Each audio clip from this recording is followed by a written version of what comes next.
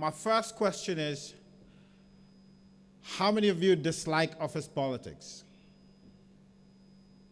All right. How many of you like office politics? Thank you. How many people like politics in the workplace? Nobody. And a few of you dislike it. Okay.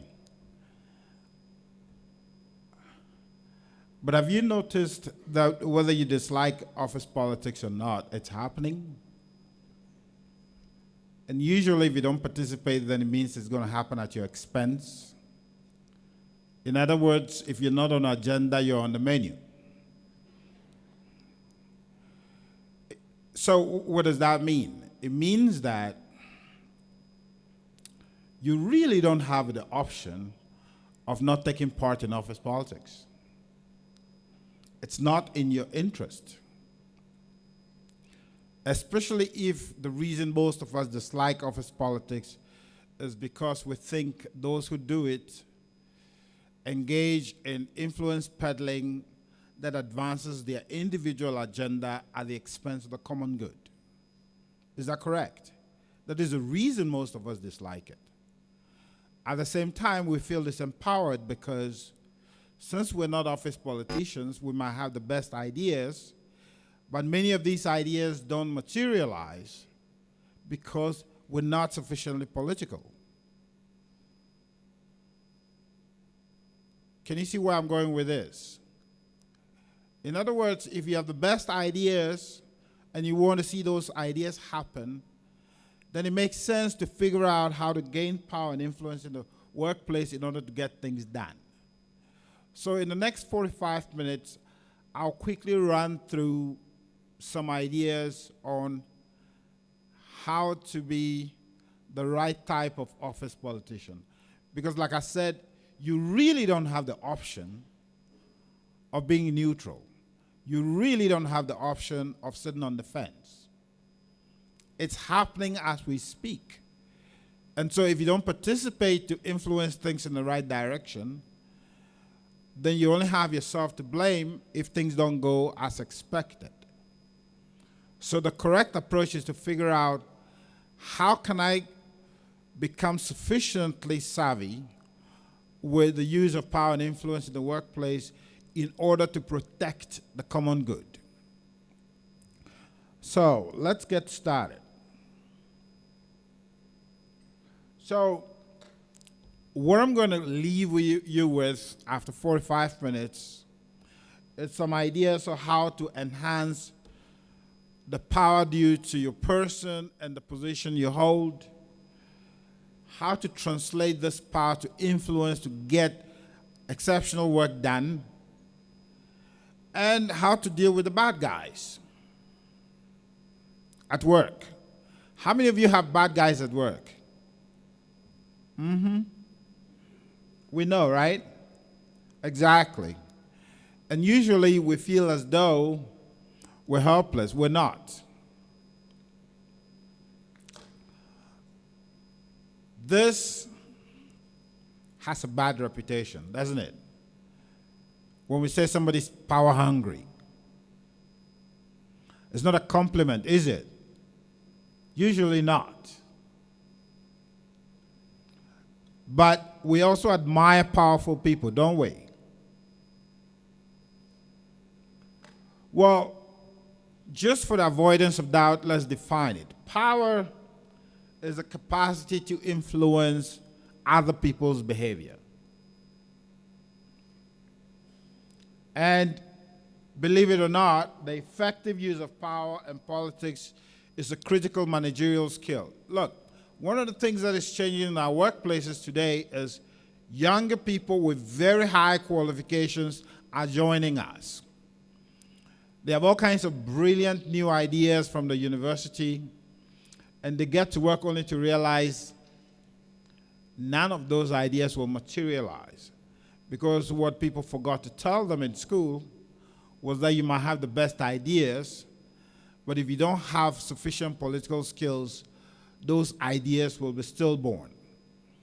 In our particular context, it is even worse.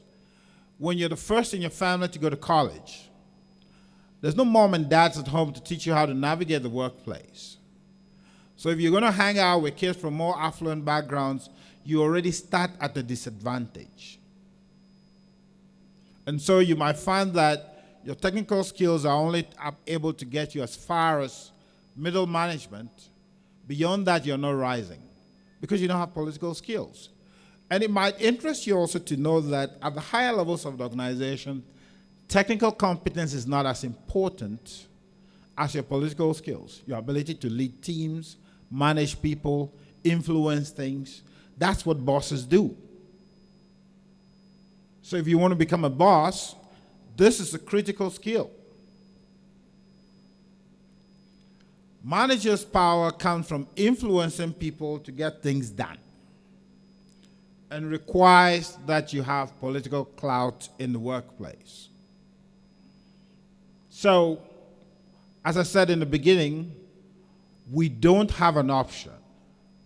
We need to know how to do the politics of the workplace.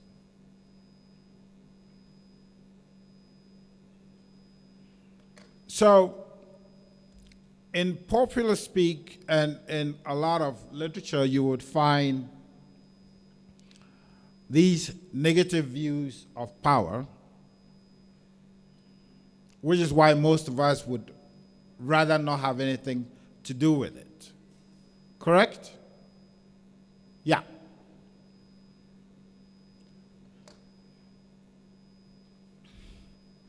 So a lot of us, or a number of you who said you don't like office politics, this is usually the reason why you don't like it, right? Your wife is calling.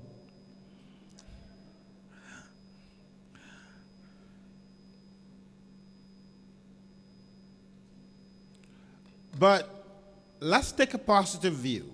I would like to argue that powerful people can get good things done. Power in the hands of the right people can lead to a lot of good. It is the means through which great managers get things done. And the reason many people are unhappy in their workplaces is precisely because they don't have power.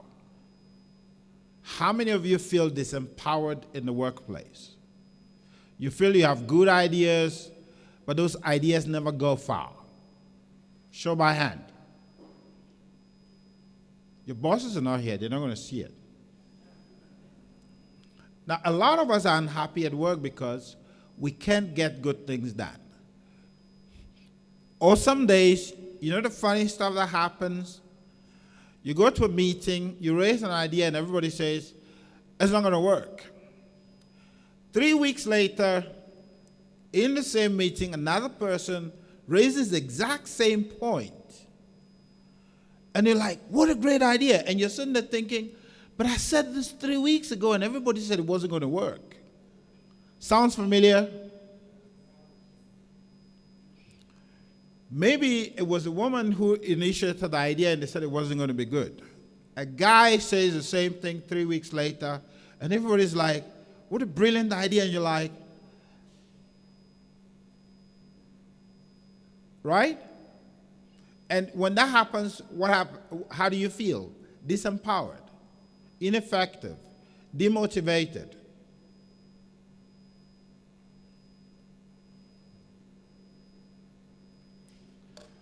So what do powerful people do, especially powerful bosses? What are they able to do at the workplace?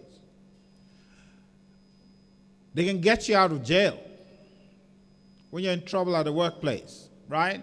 They can get you out of trouble. Powerful managers can get you out of trouble. They might get you a coveted position, usually in the form of a promotion, right? Or a very rewarding assignment. Powerful managers can do that, can't they? Sometimes they say there is no budget for certain things, but powerful managers find the extra money out of nowhere. Correct? Extra budgetary expenses Magically, money appears when everybody's been told there is no money. Correct? And you wonder how they do it. When you go to meetings, their items are on the agenda. Yours will not be. Yep. And they always have contacts with the top decision makers, the movers and the shakers. They know them. They play golf with them. They meet them at church, in all kinds of social activity. They're always going to lunch together. You're always outside those groups yourself. And when stuff is about to happen, they're the first to know. So, as you can see, it makes a difference to be a powerful manager or to be a powerful worker. Because look at all the things you can do if you had power. This is why I argue you don't have a choice. Because if you don't have power, you're going to be on the outside looking in. But at the same time, we have to agree that the abuse of power can derail promising careers. Okay? The abuse of power can derail promising careers. Some people are like shooting stars. They rise very quickly and they flame out, right? What makes them do that? What happens? What causes that? Insensitivity. Speaking rashly, not taking into account other people's feelings. Some people are cold or aloof, totally unconcerned about what happens to people in their team. Betraying trust. There are some people who will sell you for 30 pieces of silver at the drop of a hat. Or overly ambitious. They politicize everything. There are days when you just have to be a human being. Not everything has to be done out of political calculation, but some of these people, the politics is a 24-hour blood sport. Or they can't delegate, they can't build teams. Or they're too dependent on others. Look, two groups of people were observed over time. They all had the same education, same training, and then they followed them over time. They found out that some people had risen through the organization, whereas some people had gotten stuck. And they wanted to know, what is it that made these people go through the organization, through middle management into senior positions, and why have these people's careers failed? These were some of the things they found. That even though they may have been technically competent, these types of behaviors derail their careers.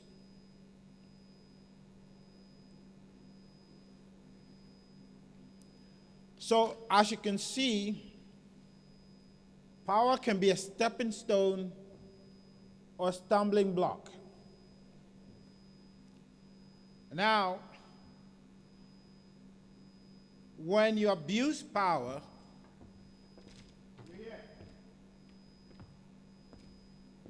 you rub a lot of people the wrong way. They don't like you. You might still be the boss, but you make a lot of people unhappy. As a matter of fact, one of the leading causes of stress in the workplace is abusive bosses. Many of us are here. We're ineffective because we have no power.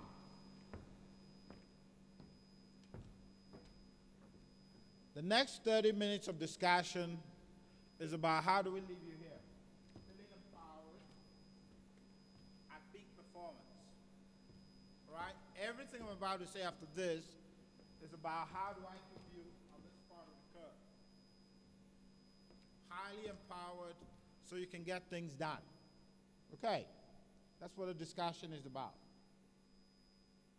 So what makes you personally powerful? Recognize these guys. Do you recognize them?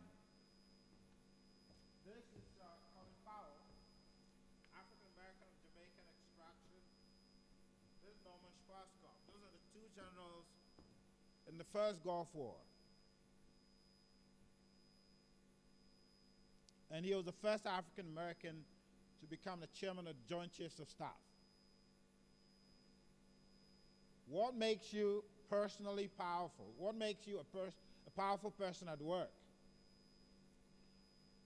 Expertise, personal attraction, effort, legitimacy. Can I unpack them for you?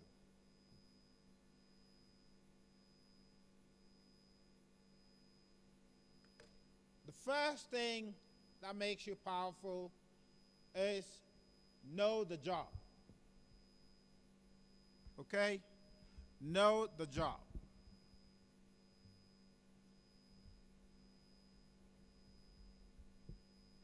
The microphone is misbehaving. Don't worry about it. We're going to get through it. Can you hear me from the back? No? Oh. Now we're in trouble there.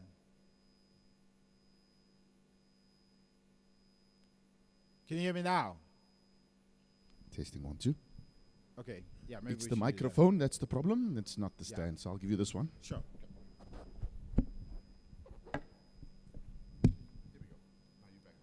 Can you hear me? Great. Expertise. The first thing is know the job. Work-related knowledge. Usually either from going to a university, taking a degree, taking a course, or self-directed learning. Now, a lot of people think, oh, I don't have a degree, so I'm not able to do a lot in the organization. And I tell them, look, my older brother who paid for my education in Europe has never got a college degree.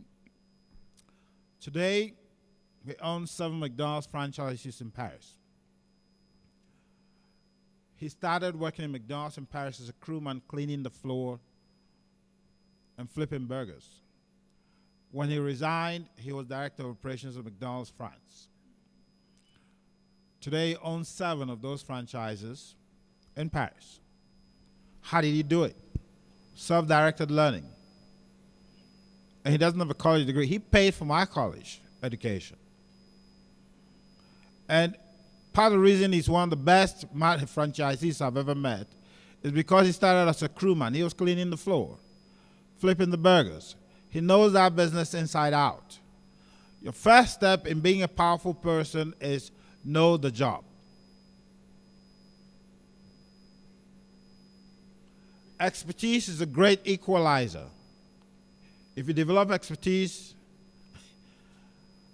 you have some level of power compared to others.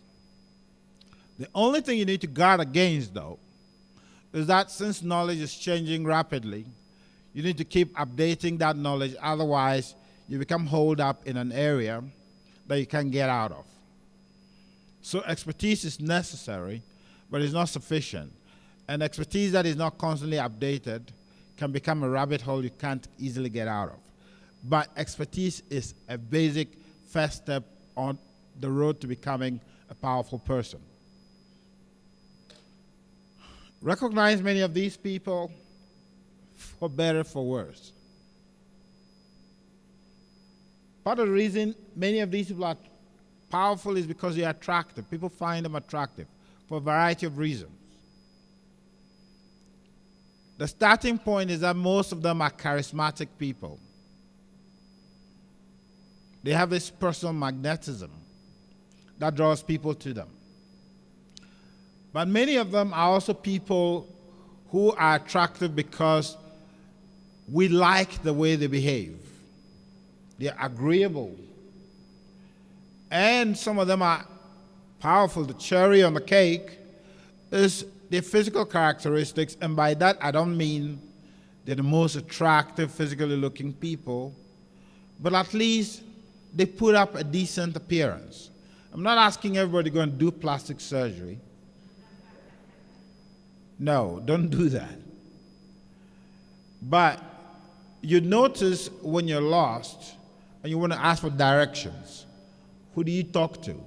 The scruffy looking guy in the corner, or the guy probably dressed in a suit and a tie looking like he's going to work? It matters, right? You might even prefer to talk to the guy wearing glasses. Correct? Looks matter. Does it make sense? Yeah, there's no question about it. Looks matter. So powerful people make time to look attractive. So, in terms of behavior, who are the kinds of people we tend to like at work? People who are open, honest, and loyal to their friends. Correct?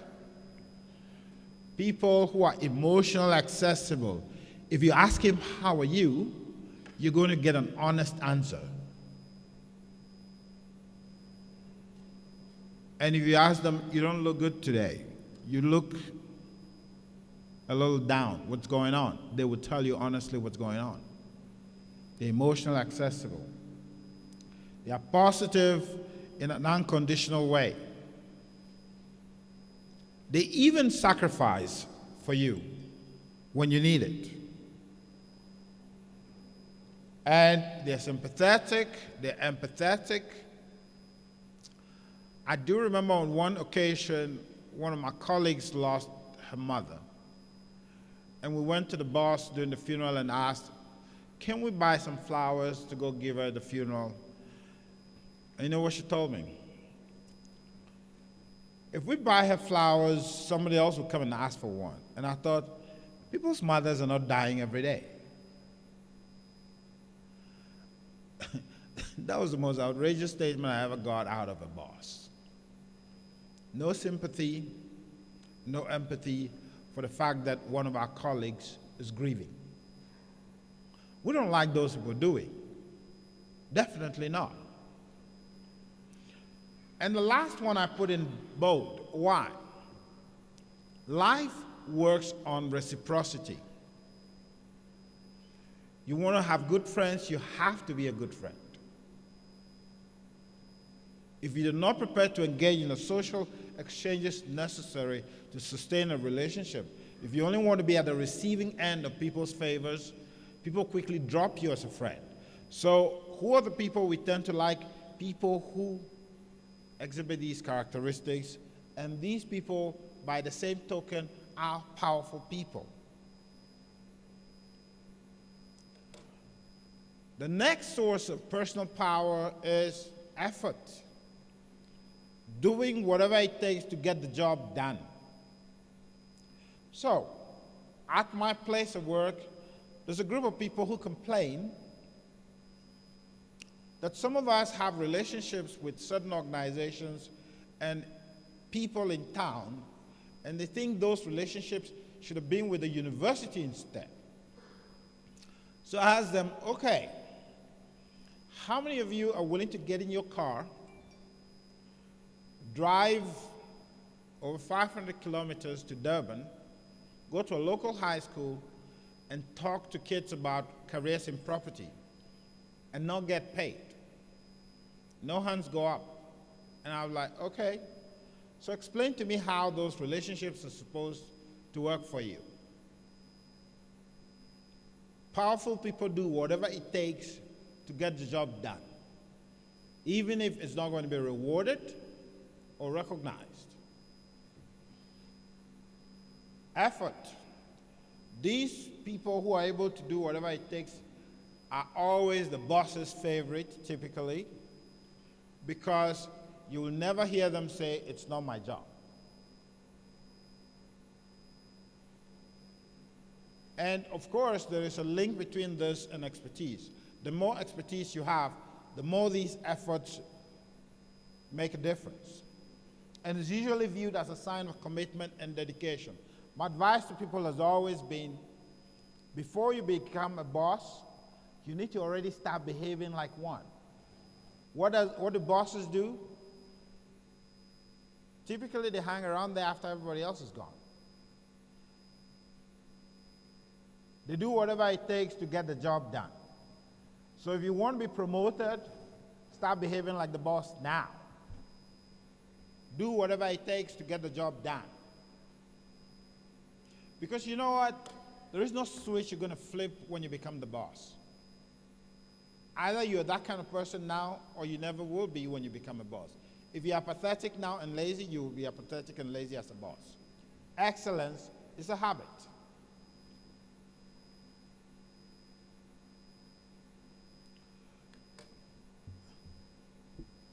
Legitimacy makes you personally powerful. There is a book by Harvard University called The First 90 Days.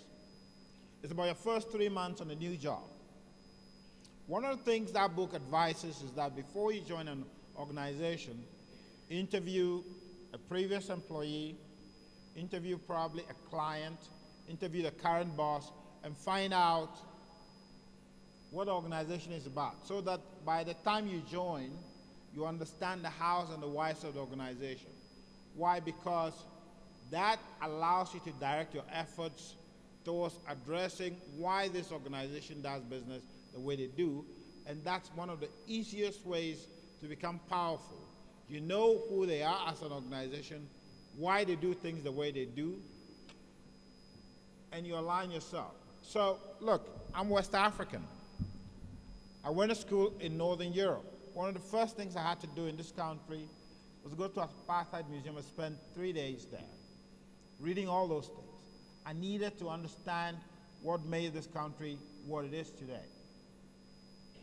That's how we understood property is one of the most political assets in this country, which meant that running a property program is not just running another degree, it's also a way of addressing the wrongs of the past.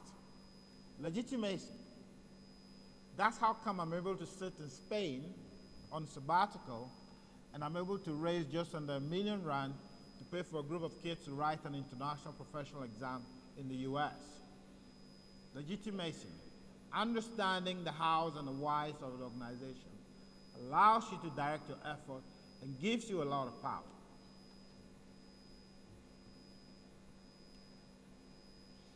So, all of that just makes you a powerful person. But what about the position you hold? What opportunities are embedded in the position? Now, a lot of people think unless you're the boss, you have no power.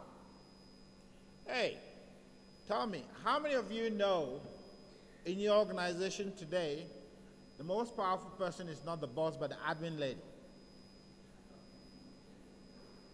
Right? What makes the admin ladies powerful? Let's unpack those. Because they have position power.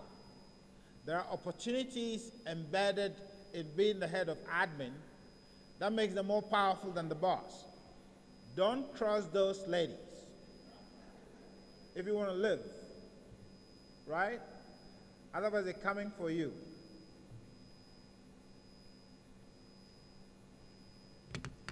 One of the things that makes them powerful is that they have access to information, right? They have access to information. They've been in the organization for so long, they know who's where, they are part of so many disparate networks that anything you need, you just have to ask them, they'll tell you, call this person, get this number, right?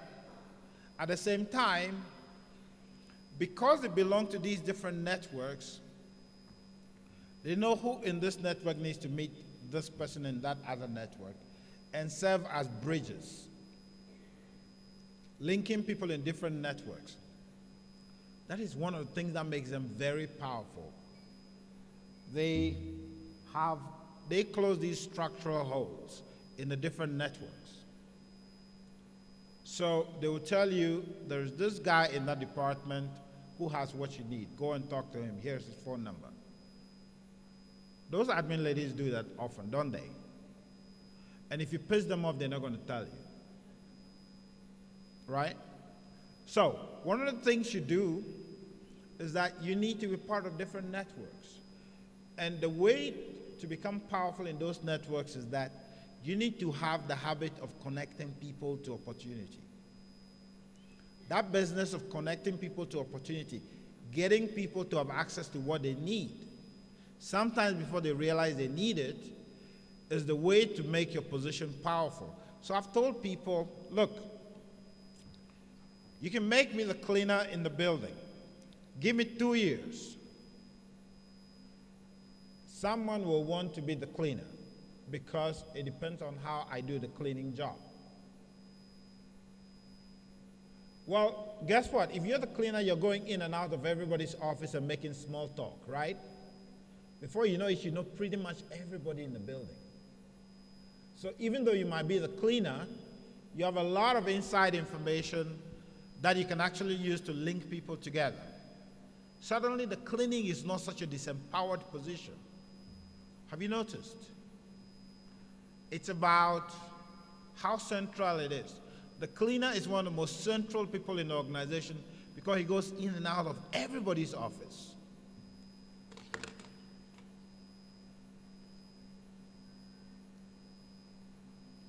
Flexibility. One of the first things you need to do to make your position powerful is negotiate flexibility. Make sure your boss or your employers give you some freedom to exercise judgment. One of the things I feel lucky about is that throughout my entire working life, I've never had a job description, which is good for me because I can carve the job into what I want it to be. But even if you do have a job description, it helps to negotiate some flexibility around it. Because if you have that flexibility, you can turn it into a more powerful position than it was originally meant to be. Now, it depends, though, on the life cycle of the position, whether it's an acting position or it's a permanent post, the reward structure, but also your personality. Proactive people are always trying to initiate change in their circumstance. The opposite is that you're just a victim that bad things happen to. So proactive people make their positions flexible and make it powerful. Visibility. So here's the difference between the fish and the hen. The fish lays thousands of eggs at a time at the bottom of the deep rivers and the ocean. Nobody notices. But those of you who grew up on farms know when the hen lays one egg, what happens? It goes around the neighborhood making a lot of noise. That's the value of advertising. Your good work will not speak for itself. You need to find ways to make your work visible. Okay, good products don't sell themselves. You need to market it. How will you know who I am and what I do unless I agree to come here? How would you find me sitting on beds? How would you know what office I occupy or what I do there unless I accept to do this? You need to find ways to make yourself visible. Interact with people. Some be like, oh, I'm only here to work. I'm not here to socialize. Really? Good luck to you. You need to be visible. Interact with everybody, from the security guard to the bosses. So I'm friends with these security guards in my university to the point where there are days when I'm going to the office and they tell me who's waiting outside my office. On one occasion, I parked in the disabled parking and they went to climb the car, and he was the one asked to climb the car. What happened? He phoned me and said, come and get your car out of here quickly. Visibility. Remember, you need to be interacting with everybody, from the security guard at gate to the bosses. Otherwise, they'll clamp your car. Okay. And relevance. Remember the book I told you about, the first 90 days? Doing that type of initial interview before you enter the organization means you also understand the central objectives of the organization and you will direct your efforts. Look, I bought that book before I moved from Sweden to South Africa. I told myself, I'm going to pretend I haven't worked before. So I'm going to read this book and behave as if this was my first ever job. The university gives you a 3-year probation before they confirm you. I was promoted on the 2nd-year mark. Why? Because before I landed in this country, I did those interviews, I understood the central objectives of the place. So when I got there, I lost no time in getting to work, in addressing those objectives. So on the 2nd-year mark, I was promoted. I have a group of friends who are complaining about why all the senior academics are West African. And I'm like, get to work. Go get busy. You need to understand the objectives of the place. Waste no time in directing your efforts. Then you will be successful whether you're East African or West African or Northern European.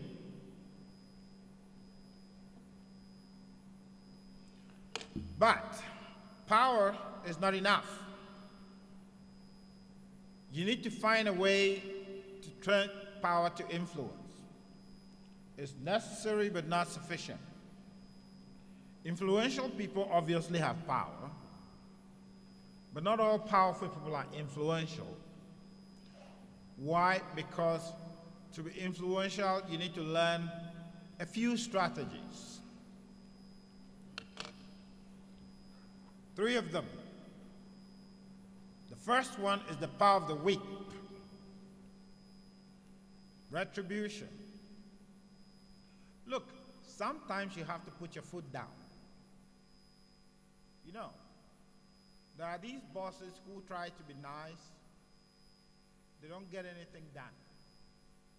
You can't always be nice. I tell my students, you need to let people know you can be crazy. Just don't be crazy every week. But people need to know you can crack down on them. Just don't do it every week. Sometimes there is the need for retribution. Do it because I said so. At home we do it that with our kids, don't we? Because after a while you realize you can't negotiate with these children always. They're like hostage takers. You can't.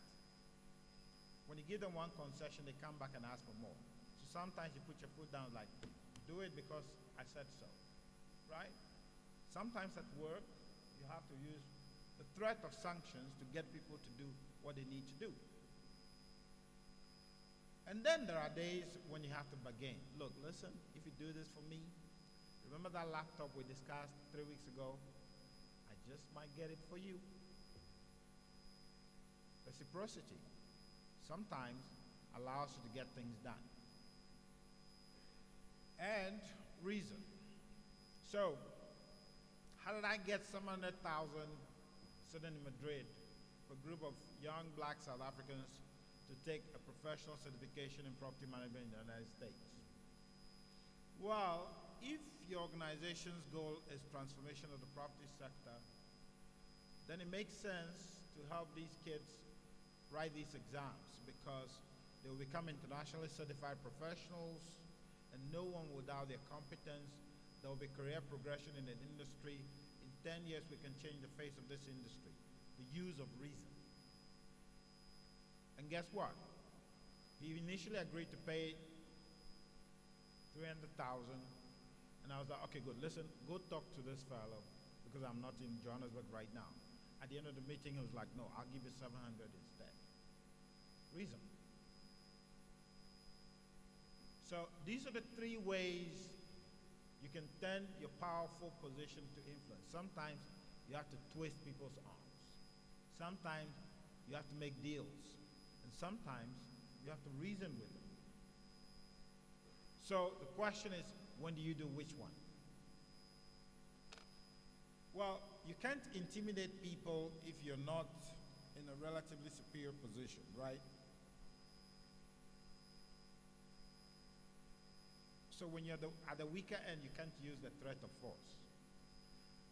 Remember those 2 soldiers that I showed you, Colin Powell? There is something we call the Powell Doctrine. It says, don't use force frequently, but when you do, use overwhelming force. Make sure you leave nothing on the table. Yeah? Good. So, when do you use retribution? When there is power in the influencer's favor. But you have to know that when you do that, sometimes it can happen at the expense of commitment and quality, which is why you don't use intimidation often. Because what will happen is that if you scare people, they start doing the barest minimum. So if intimidation is your default position, what you actually do is to kill discretionary effort. People are afraid. So they only do the bare minimum to stay out of trouble. So you use this tactic very, very rarely.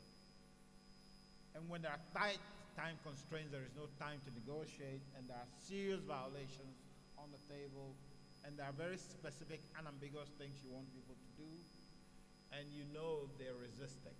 That's when you use this. Reciprocity is where there is mutual interdependence between the parties. Okay, I'm the boss.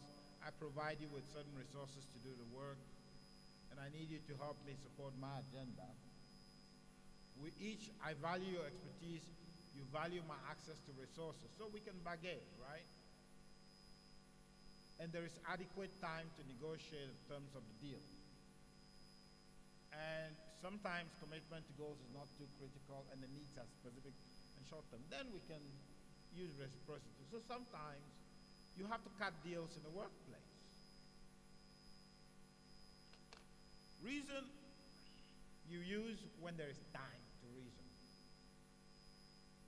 When I can appeal to your good angels to get things done the right way.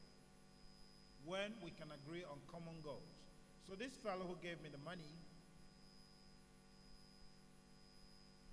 heads the transformation unit of a major property developer. Since transformation is a stated goal, I can play that angle. So we used to get money from one company. We got money from him this year, and we doubled the number of students who could write the exam. If your stated goal is transformation, then let's make it happen. Give me the money. I'll bring the Americans to run the exam. The results came in last night, but 9 of them failed, but we got about 32 passed. So we're boosting the number of international certified professionals because we can reason with them and get them money. And we do the job.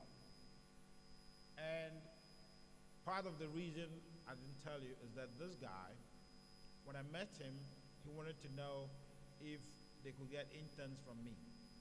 When I finished describing the program to him, he came and enrolled in the program himself. So now he's a grateful alumni, and I can blackmail him and get some money out of him. Everybody wins. Does it make sense? We have an ongoing positive relationship. So guess what? Next year, I'm going back for more. Now, this is one thing that we don't talk about often. Managing the boss. Most of our things, the boss just needs to manage downwards. If you want to be successful in your career, you need to know how to manage upwards. How do you get your issues on the agenda?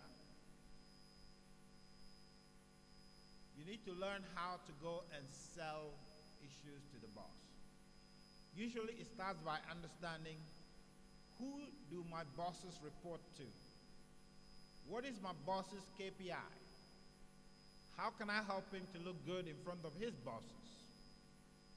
So when you're going to sell your project, explain to him how your project will make him look good in front of his own bosses. Of course he will agree. Does it make sense? This is a skill you need to develop. You need to understand your boss also has bosses. Just as you want to look good in front of your boss, he needs to look good in front of his bosses. And if you help him look good in front of his bosses, you have a lot of clout. Correct? Sounds obvious, doesn't it? And look, to tell the truth, if you want to get anywhere, you got to learn how to do this. So the last part of what I have to say is, how do you deal with bad guys? When somebody's trying to intimidate you, you need to push back. Do not give in to intimidation. Confront if you have to. There is another Harvard University book called Difficult Conversations, How to Discuss What Matters the Most. You need to read it. You need to master difficult conversations. You need to learn how to tell people off without using insulting words. Because the time will come when you're going to need it.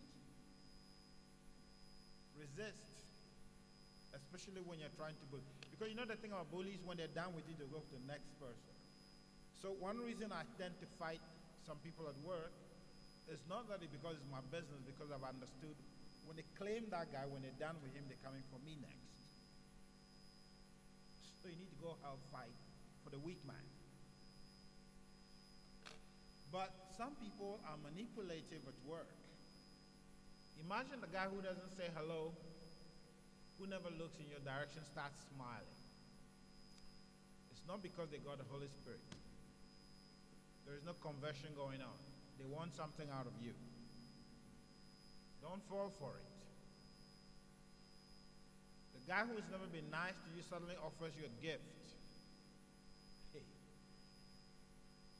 You think they got a conversion experience over Christmas? No. Be careful. Examine their intent. And if they are manipulating, confront them. Don't bargain.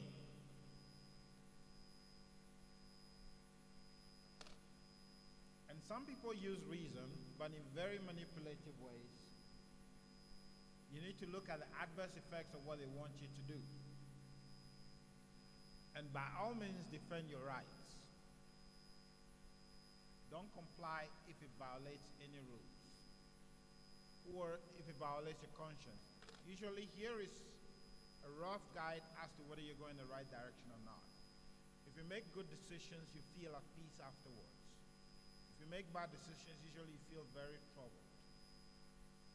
When your antennas are correct, when you start having those signs something is not right, don't do it. So, this is a summary of everything I've just told you. As an individual, these are your sources of personal power. And those are your sources of personal position power. And if you combine the two, you're a very powerful individual in your own right and by virtue of the position you hold. You can then select the proper strategy to translate that power into influence to get things done. And as I said to you before, you don't have an option. If you're not on the agenda, you're going to the menu. Okay. So, what's the takeaway? Enhance your personal power by improving your expertise, your personal attraction. Dress properly for work. A lot of studies have shown that when we dress better, we actually perform better on the job. When we dress shabby, we perform very badly on the job. It's been proven. Dress properly. I don't mean wear designer clothes, but dress properly. Show respect to yourself, show respect to others, show respect to your position. People find you attractive and you're more effective that way. And make sure you understand the why, the how, and the why of the organization and align your efforts. Improve the centrality of your position. Carve out discretion in your job description. Make your work visible and make sure that you're aligned with the central objectives of the organization. Use those strategies when necessary and where appropriate. Make sure people don't bully you and have their way. And learn to sell issues to your superiors. So this is part of a course that I give to property students at the bachelor's and the master postgraduate diploma level to just basically round up their skills, because we recognize it's not enough to know property development or valuation. It's a business too. You're going to be leading yourself and leading others. So this is the 5th of 10 skills that I usually give as a course over at VIDS. That's my email address in case you need more information, and thank you for listening.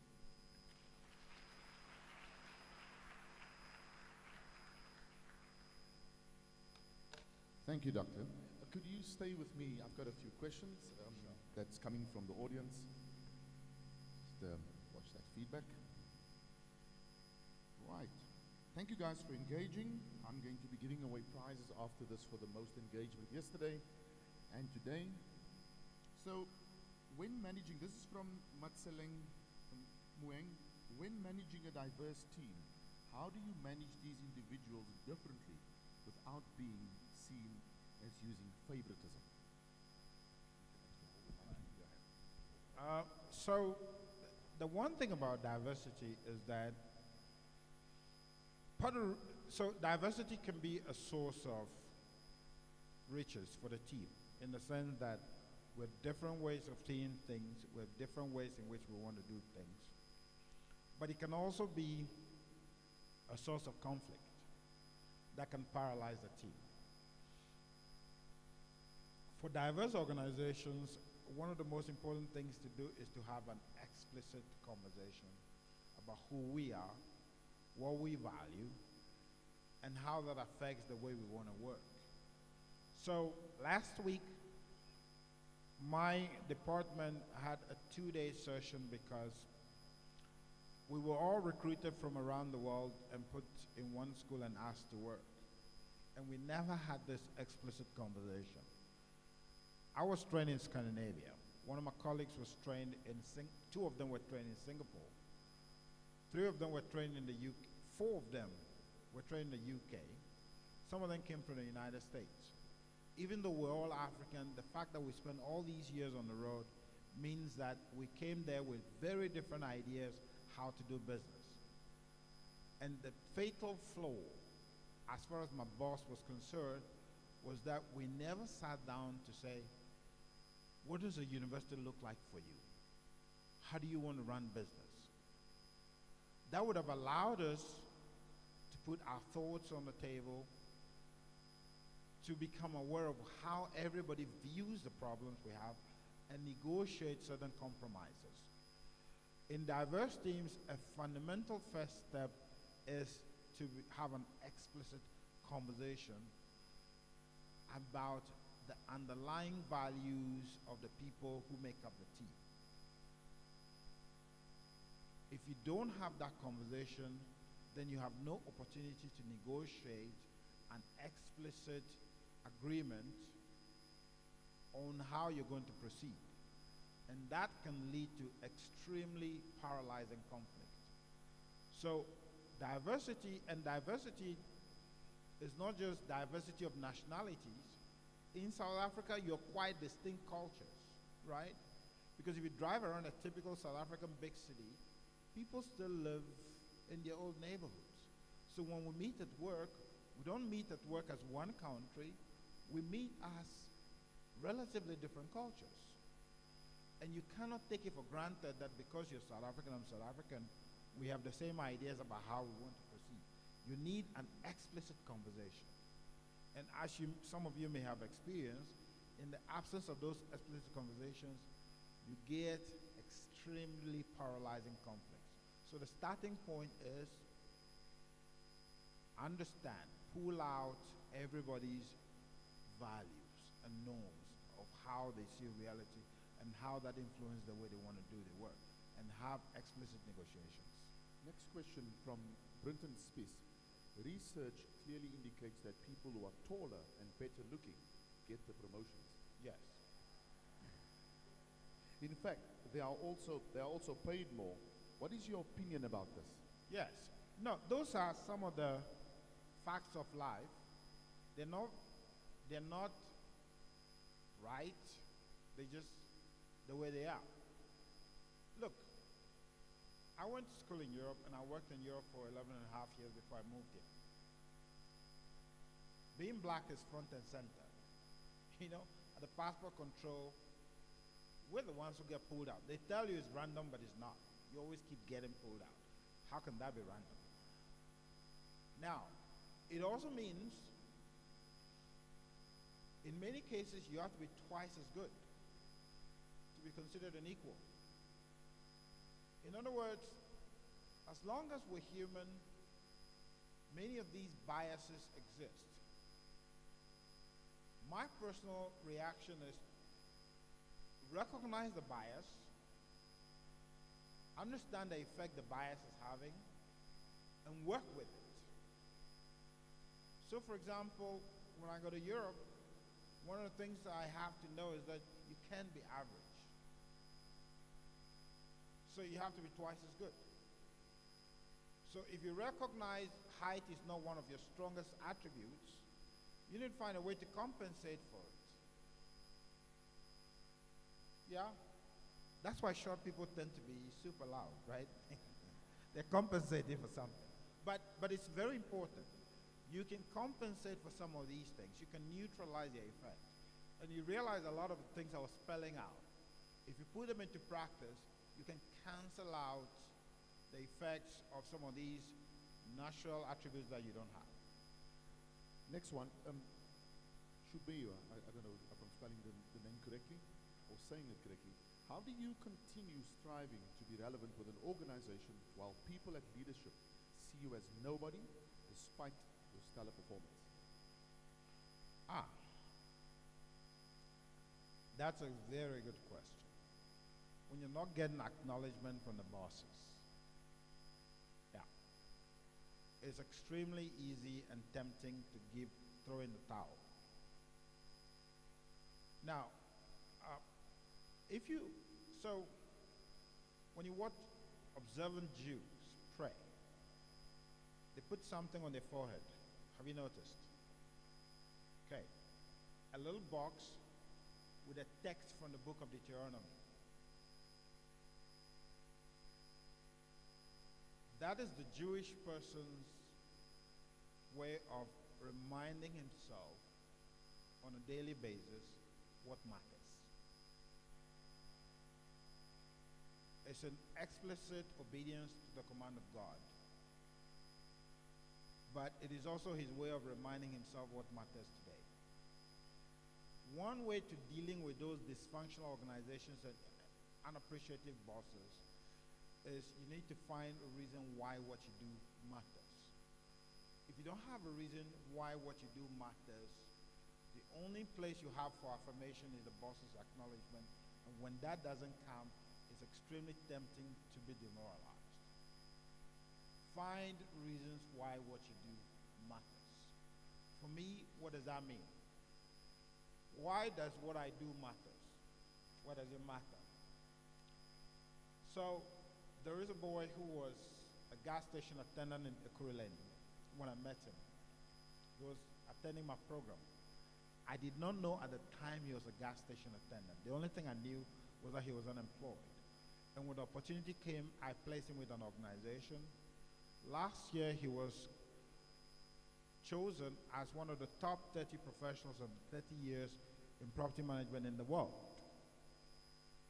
That's why I do what I do, not because of the boss. So we can take somebody from a gas station and turn him into a world-class professional. The way you immunize yourself against those types of bosses, find reasons why what you do matters. So you don't need the boss. Thank you, Professor Samalazasu, for that